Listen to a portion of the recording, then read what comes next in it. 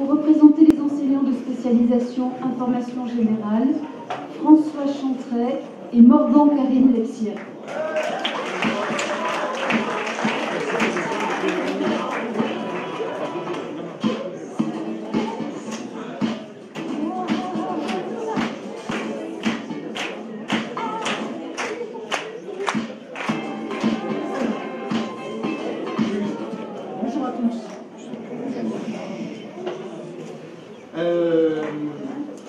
Lorsque j'ai pris quelques instants hier soir pour rédiger ce petit speech, je me suis demandé en fait ce que j'avais envie de vous dire au terme d'une année qui était la première pour moi en tant qu'enseignant, donc c'est une année importante pour moi.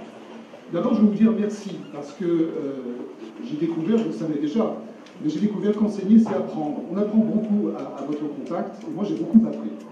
Alors, je vous ai enseigné quelques rudiments de la radio, non pas comme un prof, mais comme un ancien journaliste que je reste, que je revendique d'être. Et j'ai essayé de vous faire passer une partie de passion, de savoir-faire, de savoir-être également. Alors, j'ai écrit, donc je vais vous lire. Tout d'abord, merci, car vous m'avez beaucoup apporté à un moment de ma vie professionnelle et personnelle qui comptait beaucoup. Donc, ça m'a beaucoup aidé de vous côtoyer, de transmettre aussi, car le métier de journaliste est un média de transmission plus que d'acquisition, de pratique plus que de théorie. La radio est un média de l'instant et de l'intime. C'est une expérience autant qu'un savoir. J'ai été heureux de partager mon vécu, comme on dit à la radio. Merci donc pour votre fraîcheur, pour votre dynamisme, pour votre insolence par moments et par votre volonté d'apprendre. J'ai beaucoup insisté pendant cette année sur la rigueur dans l'expression, l'engagement dans le reportage, le respect de la parole recueillie, l'engagement personnel dans votre travail de terrain, le courage qu'il faut souvent pour aller au-devant de l'actualité. Dans cette lignée, je voudrais vous donner 3 conseils. Le premier, soyez fiers de vous, ayez confiance en ce que vous êtes et ne laissez jamais personne en douter. Vous êtes de grande valeur, ne laissez personne vous dire le contraire. Deuxième conseil, ne vous laissez pas dominer par les technologies. Levez le nez de vos écrans, regardez la vie comme elle est, avec vos yeux et avec votre cœur, restez dans l'empathie des gens et la curiosité des choses. Troisième conseil, ne croyez pas aux réponses simples dans un monde complexe. Oui, les médias et la profession que vous embrassez sont malades, car ils peinent à trouver un modèle économique. Et plus que jamais, je le crois, les journalistes que vous êtes sont nécessaires pour lire le monde, le raconter et éclairer cette époque. Vous avez choisi le plus beau des métiers, on l'a déjà dit, je le crois aussi. Vous n'allez pas être populaire. Vous allez être jalousé parfois, mais critiqué souvent, dans les dîners, autour des tables, au bureau. Le métier de journaliste est un métier que l'on adore détester. Sachez-le, c'est ainsi, mais on peut le regretter tout de même. Alors ne vous laissez pas impressionner par cette défiance, mais sachez tout de même vous remettre en question. Pensez contre vous-même, doutez, mais luttez avec énergie contre une certaine bien-pensance, que j'appelle moi populisme, et qui nourrit cette défiance contre les médiateurs, contre les experts, contre les sachants, bref, tous les corps intermédiaires qui, au final, sachez-le, permettent à notre communauté de se tenir debout et de faire société. Alors, en votre qualité de journaliste de professionnel de l'information, vous avez une responsabilité sociale. Vous portez sur vos épaules l'espoir d'une société ouverte, basée sur l'échange et non sur le repli, non pas sur la défiance ni la haine de l'autre. Alors soyez exigeants avec vous-même et avec la profession. Ne vous laissez pas détourner par ces formes nouvelles d'infotainment. Ne vous laissez pas anonymiser. Restez fidèles aux fondamentaux de votre métier, de la rigueur, de l'enquête et du décryptage. J'ai beaucoup insisté pendant cette année sur les vertus de l'imitation. Je vous le disais, trouvez un modèle, trouvez un repère, un ou une journaliste que vous aimez, dont vous admirez le regard, le style, la technique et le savoir-faire, et mettez vos pas dans les siens.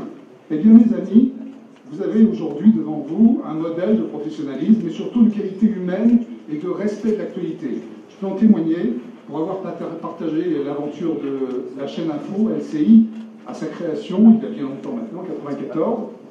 Vous avez devant vous un homme, David Pujadas, qui n'est jamais aussi talentueux que lorsque tout s'écroule autour de lui, que rien ne marche en réalité, que l'actualité s'emballe, jamais aussi calme, jamais aussi clair et précis que lorsque l'information est en mouvement et devient complexe et incertaine et illisible. Bref, c'est quelqu'un qui incarne à la perfection ce qu'est le métier d'informer, être capable de mettre en forme, de donner un sens au chaos du monde. Alors, merci pour cette année, je suis ému. Bravo aux diplômés, courage aux familles, et puis vive l'information.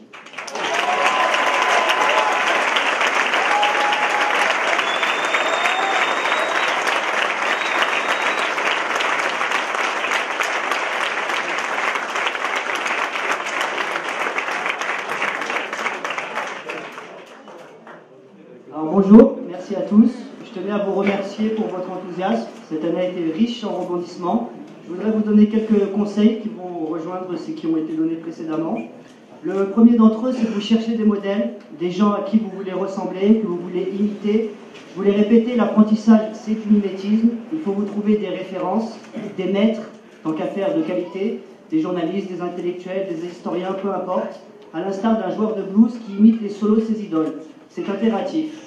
Le mien s'appelle Albert Camus. Il me suit depuis que je suis petit. Albert Camus, écrivain, mais surtout journaliste sans concession, qui avait cette phrase un peu en forme de doctrine, « Un homme, ça s'empêche ». Derrière cette formule un peu énigmatique se cache un véritable précepte de vie que l'on peut appliquer au journalisme. Un journaliste, ça s'empêche de tomber dans la facilité. Un journaliste, ça s'empêche de juger. Un journaliste, ça s'empêche de bidonner. Un journaliste est là pour contredire, critiquer, argumenter. Il a un rôle salutaire. Jamais du côté des donneurs de leçons ou de celui qui fait les critères. Jamais à la botte des petits juges de la parlotte, ni des perles à morale des réseaux sociaux. Être journaliste, c'est aller au-delà des apparences. C'est apprendre qu'on ne sait jamais rien d'avance. C'est devenir un glouton de la contradiction, un gargantua de la dialectique. Le deuxième conseil, c'est lisez.